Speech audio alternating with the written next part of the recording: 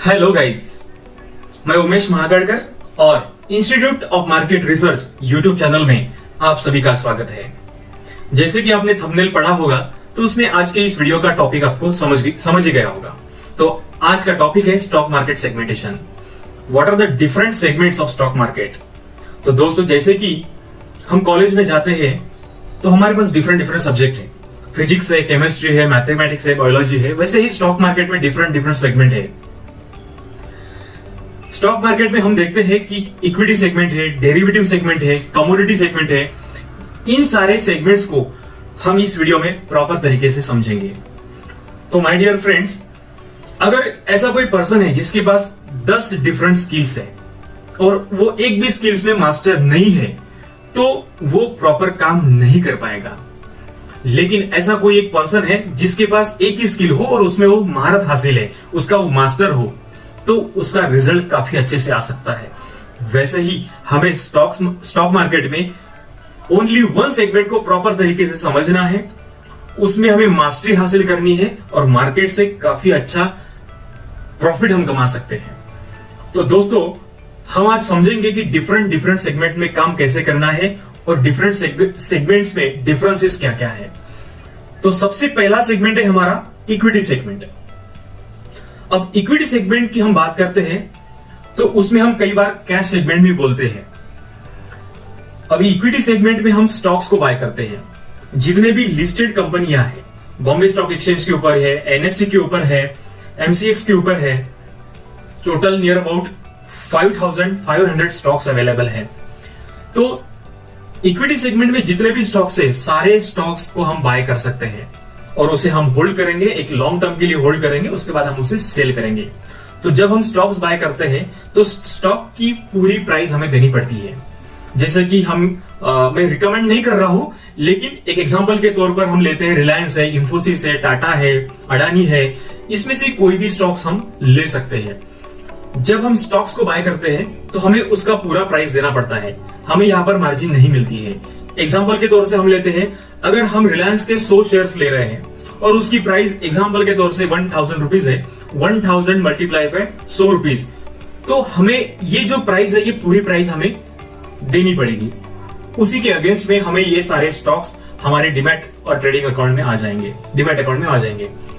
हम उसे होल्ड करेंगे और होल्ड करने के बाद अगर इस शेयर की प्राइस बढ़ती है तो हमें सेल करना है, उससे हमें प्रॉफिट आएगा।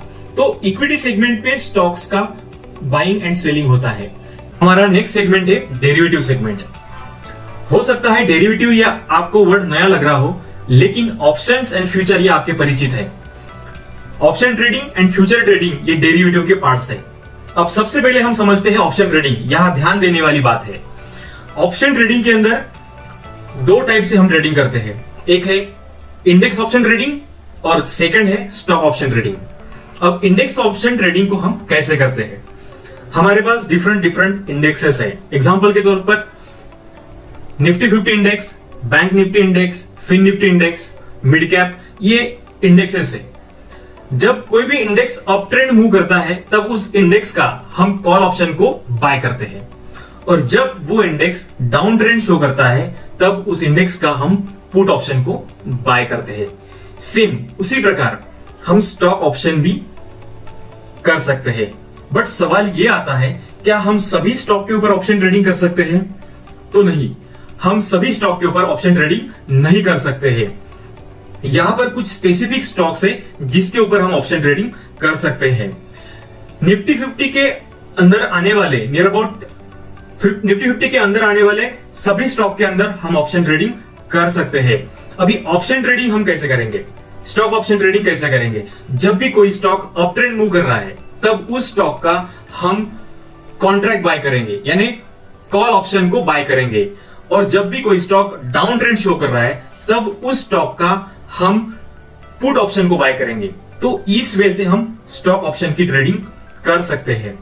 सेम उसी प्रकार फ्यूचर ये वर्ड इटसेल्फ डिनोट करता है, हमें बताता है कि फ्यूचर में क्या होने वाला, ये हम प्रेडिक्शन है। अब हम फ्यूचर ट्रेडिंग को समझते हैं।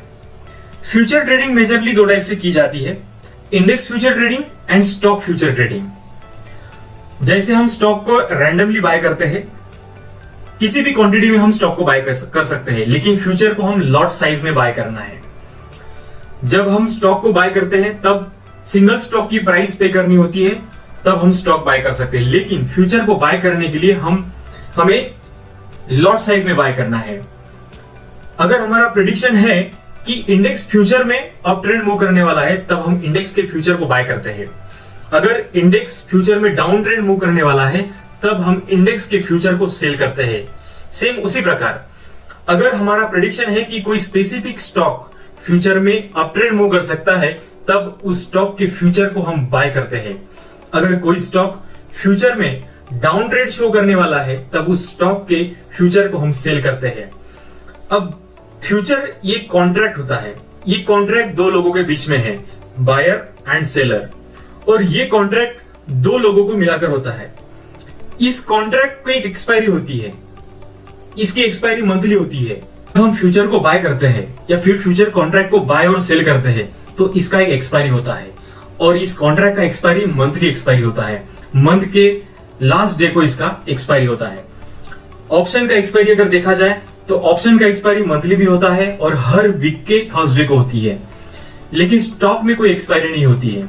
कोई भी कंपनी के हम स्टॉक बाय करते हैं तब उसे होल्ड कर सकते हैं लॉन्ग टर्म के लिए।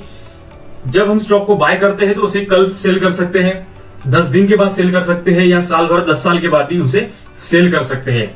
तो स्टॉक में ये हमें एडवांटेज देखने के लिए मिलता है कि इसका कोई एक्सपायरी नहीं है। लेकिन फ्यूचर की हम बात करेंगे तो फ्यूचर में हमें कॉन्ट्रैक्ट एंड होने के पहले मंथ एक एंड होने के पहले इसे बाय या सेल करना पड़ता है। नेक्स्ट हमारा सेगमेंट है कमोडिटी। अब कमोडिटी सेगमेंट के अंदर भी हमें दो टाइप देखने के लिए मिलते हैं। फर्स्ट है एग्री कमोडिटी और सेकंड है नॉन एग्री कमोडिटी। अभी कमोडिटी में हम मेजरली देखा जाए तो क्रूड ऑयल को ट्रेड करते हैं, गोल्ड को ट्रेड करते हैं, सिल्वर को ट्रेड करते हैं, एल्यूमिनियम है, प्लैटिनम है, नेचुरल गैसेस एंड ऑयल्स है। तो ये सारी चीजों को हम कमोडिटी में ट्रेड करते हैं। मेजरली कमोडिटी में हम फ्यूचर को ट्रेड करते हैं। फ्यूचर जैसे क्रूड ऑयल का फ्यूचर बाय करते हैं, सेल करते हैं, गोल्ड का फ्यूचर बाय सेल कर सकते हैं, सिल्वर का फ्यूचर बाय सेल कर सकते हैं। तो इस वजह से हम कमोडिटी में ट्रेड कर सकते हैं। तो स्टॉक मार्केट में मेजरली इन 3 सेगमेंट के ऊपर हम काम करते हैं। हमें इक्विटी, डेरिवेटिव या कमोडिटी कोई भी एक सेगमेंट में मास्टर बनना है और इस सेगमेंट में हमें काम करना है। अगर आप इक्विटी को चूज करते हैं तो इक्विटी के ऊपर हमें काम करना है। इक्विटी के अंदर सारी चीजें समझनी है और हमें मार्केट से अच्छा खासा प्रॉफिट बनाना है। जो लोग स्टॉक मार्केट में नए हैं और नए से इन्वेस्ट करना चाहते हैं, उनको equity segment, derivative segment, commodity segment, ये तीनों सेगमेंट को समझना जरूरी है। अगर ये सेगमेंट हमें समझ में आ गए तो हमारा इन्वेस्टमेंट एंड ट्रेडिंग काफी आसान हो जाएगा। ये वीडियो उन लोगों के लिए काफी इंपॉर्टेंट होगी जो मार्केट में नए हैं। अब ये तीनों सेगमेंट में क्या हम इंट्राडे और डिलीवरी कर सकते हैं? तो आइए हम समझते हैं इंट्राडे और डिलीवरी को। अभी इंट्राडे मतलब क्या होता है? हम एक एग्जांपल लेते हैं कि रिलायंस इंडस्ट्री का स्टॉक आज हम बाय करते हैं और आज ही सेल करते हैं। ये कोई रिकमेंडेशन नहीं है। अगर हम आज बाय करके आज ही सेल करेंगे तो उसे हम इंट्राडे बोलते हैं। लेकिन उसी स्टॉक को आज अगर हम बाय करते हैं और 10 दिन के बाद सेल करते हैं, महीने भर के बाद सेल करते हैं या फिर 10 साल के बाद सेल करते हैं, तो उसे हम डिलीवरी बोलते हैं। क्या हम सेम चीज ऑप्शन ट्रेडिंग में भी कर सकते हैं? हाँ, ऑप्शन में भी कर सकते हैं, लेकिन हमारे जो ऑप्शन के प्रीमियम है उसमें काफी डिके आता है। अभी हम बात करते हैं फ्यूचर की। तो फ्यूचर में भी हम इंट्राडे कर सकते हैं और डिलीवरी भी कर सकते हैं। अभी कमोडिटी सेगमेंट में भी हम इंट्राडे कर सकते हैं और डिलीवरी भी कर सकते हैं। तो आज की वीडियो में इतना ही दोस्तों। अगर आपको ये वीडियो पसंद आया हो तो लाइक, कमेंट एंड शेयर कर दीजिए और institute of market research YouTube channel को सब्सक्राइब करके बेल नोटिफिकेशन को ऑन कर दीजिए ताकि आने वाली ऐसे ही वीडियो की नोटिफिकेशन आपको मिलती रहे।